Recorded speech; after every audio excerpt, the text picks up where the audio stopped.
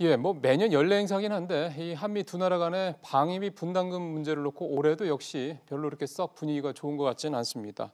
트럼프 대통령 취임 이후에 더 어떻게 보면은 이 뭐랄까요, 협상이 쉽지 않아졌다 뭐 이런 얘기도 많이 나오고요.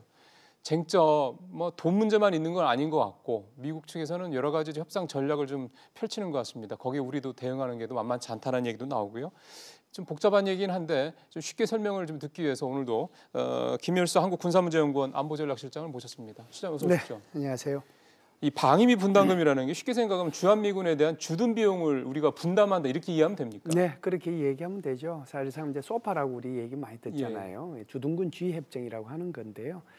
여기에 보면 이렇게 규정이 되어 있습니다. 한국은 주한미군한테 시설하고 네. 그다음에 부지를 제공해주고 시설 부지. 네, 그럼 대신에 이제 미국은 운영 경비와 유지를 미군이 책임지고 한다 이렇게 돼 있거든요. 예. 근데 뭐 사실상 한 번도 1990년 이전까지만 하더라도 우리가 시설을 제공해 준 적은 없어요. 부지는 제공해 줬지만 그러다가 이제 1980년대 후반에 들어오면서 미국의 경제가 굉장히 나빠지잖아요. 네네. 무역 적자, 그다음에 네. 재정 적자, 소위 말하는 쌍둥이 적자가 생기니까 이렇게 해서는 안 되겠다라고 이제 미국이 생각을 해서 전 세계를 대상으로 해서 방위비 분담금 협상을 합니다.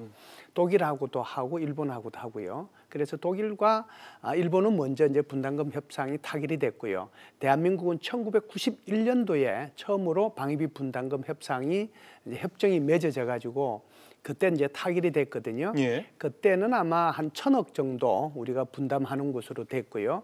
그리고 지금은 이제 한 18년이 지나오면서 2018년도에 9,600억 정도를 분담을 했으니까 작년에 9,600억이요? 그렇죠. 아이고. 그러니까 이제 한 예. 뭐 9배 정도 그러네요. 이렇게 늘어났다라고 봐야죠. 그리고 이제 이 분담금이라고 하는 것은 주한미군이 훈련하거나 또는 주한미군에 봉급을 주는 게 아니고요. 그 주한미군에 소속돼 있는 우리 군무원들 있지 않습니까? 예. 군속 우리 한국 사람들 예. 그분들 봉급은 이제 우리가 주는 거고요.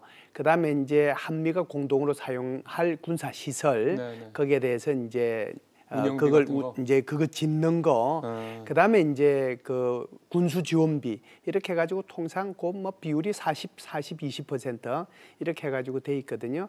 전체적으로 보면 주둔 비용의 한 50% 정도를 대한민국이 지금 지원해주고 있다 이렇게 보고요. 마지막으로 말씀드릴 수 있는 것은 예. 협상 기간입니다. 어떤 것은 이제 적용되는 기간이 1년짜리도 있었고 2년짜리도 있었고 3년짜리도 있었는데요. 9차 협상을 통해서는 2014년부터 2018년까지 5년 동안 적용되는 협상을 2013년에 마무리한 거죠. 예.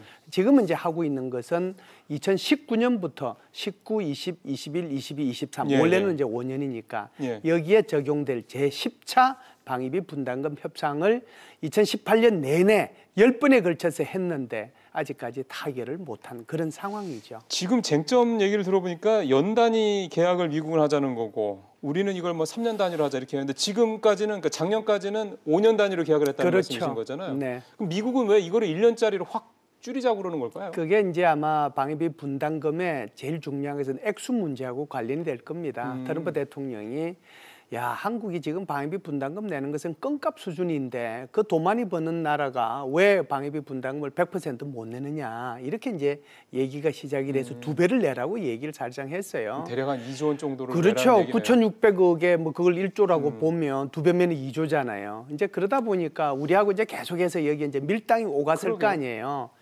그러면은 1년 단위로 그러면은 하자라고 했어요. 그럼 1년 단위로 하자는 두 가지 이유가 있습니다. 예.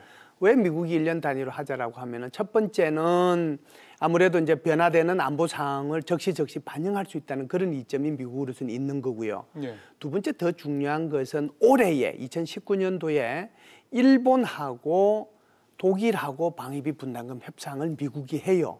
그러면은 내년도부터 적용될 방위비 분담금을 올해 이제 다 끝내야 되는 거거든요. 제가 볼 때는 미국이 세 나라를 한꺼번에 묶어서 확 올리려고 그러는 거예요. 그렇죠. 그렇게 하면은 확 늘려 나갈 수 있다. 한국이 지금 계속해서 작게 내려고 하니까 좋아. 그러면은 나 일본하고 독일하고 하는 거 보면서 너 여기에 맞춰서 내년에는 더 내라 이런 얘기거든요. 그렇기 때문에 이제 1년으로 줄이자라고 얘기를 하는 것이죠. 우리는 그렇게 3년 단위로 얘기하는 거는 5년까지는 좀 아쉽지만 네, 우리는 5년이 이제 좋은데 하도 1년을 얘기하니까 그러면 그 중간 정도라도 하자 이렇게 지금 얘기를 하고 있죠. 오늘 한 일간지에서 나온 기사를 보니까 이게 뭐 단독 기사였기 때문에 저희가 사실 확인하고 여쭤본 건 아닙니다. 그래서 사실임을 전제로 미국 쪽의 입장은 이번에 협상단한테도 한국은 10억 달러 단위로 분담금을 맡아야 된다. 10억 달러는 우리 돈은 1조 1천억 좀 넘는 돈이잖아요. 그러니까 그렇게 해서 한국의 부담도 늘어나야 된다는 식으로 아주 강하게 주문을 했다 이렇게 얘기를 하는 건데 작년에도 9,700 거의 1조인데 1조 1천억 원이 넘어간다 그러면 우리로서는 이게 간단한 부담이 아닌데요? 제가 볼 때는 뭐 1조만 하면 그렇게 부담되는 건 아니에요. 왜 그러냐면 이제 이게 원래는 물가 상승률을 고려해서 이제 늘려주기로 했고 최대한 4%를 못 넘기도록 돼 있거든요. 그래서 지금 9,620억에 4% 정도 하면 아마 9,980에서 1조가 채 안 돼요. 이제 뭐 1조 정도 해봤자 그게 돈은 이제 얼마 안 되는데 중요한 것은 1조를 얘기하는 게 아니고요. 미국이 얘기하는 것은 빌리언을 얘기하거든요. 그러면은 9,600억을 우리가 달러로 계산을 하면 한 그러니까 8억 6천만 불 정도 될 거예요.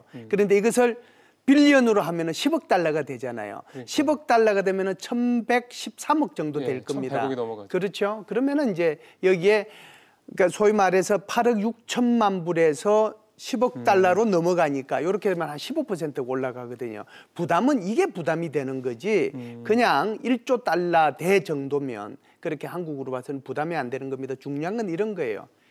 미국이 요구했던 건 2조에서 1조 5천억에서 1조 3천억에서 지금은 이제 1조 1천억 정도 그렇죠. 거기까지 지금 내려왔거든요. 이 선에서 타결을 하는 것이 한미동맹의 건강을 위해서 좋지 않겠는가라고 저는 생각을 합니다. 이게 협상 전략인지 정말 속내인지는 모르겠는데 그 작년에 북미 정상회담 있을 때 그 트럼프 대통령이 언급한 바도 있고 해서 주한미군 관련된 문제입니다. 방위 분담 협상하고 주한미군 철수 또는 주한미군의 규모 축소 이거하고 협상을 연계하려는 전략을 미국 측이 펼치고 있다 이런 해석도 있거든요. 미국으로 봐서는 양수겸장이에요. 사실상 주한미군 감축하겠다 이거 카드 써가지고 이제 방위비 분담금을 우리한테 올리는 그런 게 이제 하나의 이익이 될 수 있고요. 그러니까 결국 그건 우리가 주한미군 감축이든 철수든 이게 우리 대한민국은 상당히 부담스러울 거라는 거를 미국 측이 이용하겠다 이거고요. 그렇죠. 근데 이제 이렇게 직접적으로 얘기한 적은 단 한 번도 없었거든요. 트럼프 대통령이니까 이렇게 얘기하는 거예요. 그러니까 이 부분은 트럼프 대통령과 미국이라고 하는 나라 이걸 좀 구분해서 좀 우리 국민들께서 이해해 주셨으면 좋겠다는 생각이고요. 양수겸장이라고 하는 것은 두 번째예요. 이게 뭐냐면 이제 뭐 2월 말이 되든 뭐 3월 달이 되든 두 번째 북미 정상회담이 열리지 않겠어요?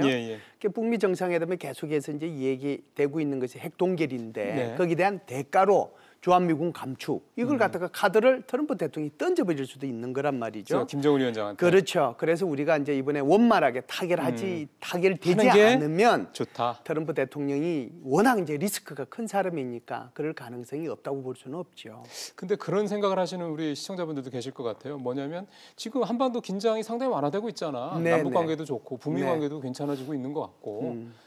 그러면 주한미군 좀 줄이는 게 그게 그래서 우리도 방위비 분담금도 좀 줄이고 뭐 주한미군들 이런저런 사고도 치고 하는데 이런 부분들까지 조금 전체적으로 좀 더는 게 우리한테 더 나은 거 아니야 이렇게 생각하실 수도 있을 것 같거든요. 네, 그렇게 생각하시는 국민들도 분명히 이제 있을 거라고 생각하고요. 두 번째 이제 북미 정상회담에 아직까지 뭐 성사 여부 결과는 아직 안 나왔기 때문에 이 결과에 따라서 한반도는 요동칠 가능성도 굉장히 안정될 가능성도 있는데요. 만일 주한미군 감축이 협의가 제대로 안 돼가지고 먼저 발표가 된다라고 하면 아마 무디스를 포함해가지고 한국의 경제 신용 등급부터 아마 바로 영향을 받지 않겠는가라고 하는 생각을 저는 해요. 개인적으로.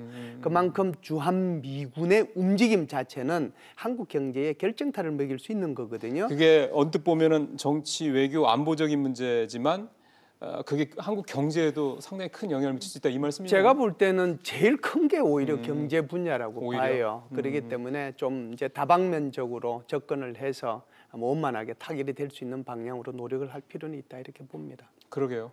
우리도 그걸 잘 알고 있고 미국도 잘 알고 있는데 북미회담이라는 게 아직 앞두고 있기 때문에 교수님, 실장님 말씀 지금 너무 우리가 세게 이거를 우리 주장을 너무 강하게 그 협상 전략에 관철시키려고 그렇게까지 하는 건 좀 부담스러울 수 있다. 네, 그렇습니다. 네, 알겠습니다. 시장님 말씀 해드렸습니다. 감사합니다. 고맙습니다.